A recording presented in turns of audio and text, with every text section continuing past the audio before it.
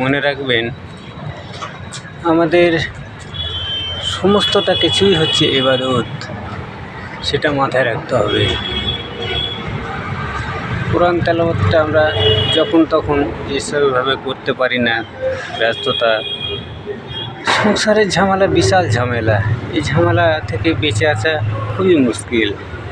তাই আমরা সংসার হয়ে গেলে আর বেঁচে আসতেও পারবো না। তাই আমরা করব কি, কোরআন তেলাওয়াত করতে অনেক জানি, অনেক জানিও না, অনেক ভারী মনে হয়। আর কুলু আল্লাহু আহাদ আল্লাহু সামাদ নামে লিদলামিয়া উলাদালিমা কুল্লাহু কুফুয়ান আহাদ, এই ছোট্ট সূরাটা, মিষ্টি সূরাটা যদি আমরা 3 বার বলতে পারি, তাহলে একবার কোরআন মাজিদ পড়ার মতো নেকি পাবো। তাই আমরা যে কোনো সময় যে কোনোভাবে এই সূরাটা বলতে পারবো।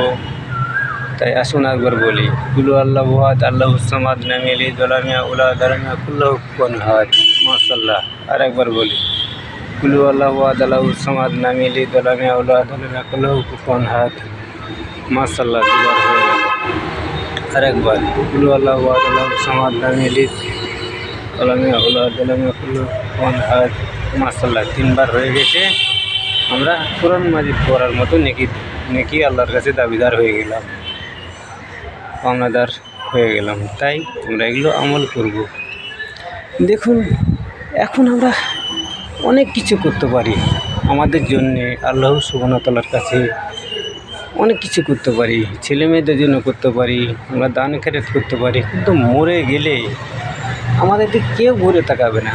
সবাই চাইবে কখন কেউ বাঁশ কাটতে যাবে, কেউ মাটি কাটতে যাবে, কেউ কাফন কিনতে যাবে, কেউ গোসল করাতে যাবে, কেউ খাট নিয়ে আসতে যাবে। সবাই যে যার ব্যস্ততা, আমার কথা সবাই ভুলেই যাবে। সবাই এত ব্যস্ততা, খেয়াল রাখার মতো সময় পায় না। তো সবারই একটাই চিন্তা, কখন একে বার করে ফেলে আসবো, কখন একে বাইরে ফেলে আসবো, কখন একে গোরস্থানে ফেলে আসবো। ফেলে আসার পরে এক এক করে সবাই ভুলে যাবে, কেউ মনে রাখবে না। যেমন আমরা আমাদের বাপ মায়েদের ভুলে গেছি।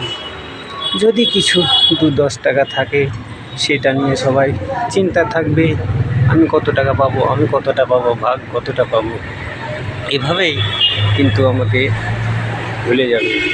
তাই কিছু যদি করাই থাকে, কিছু যদি করতেই হয়, আমাদের বেঁচে থাকতে সময়ই করতে হবে।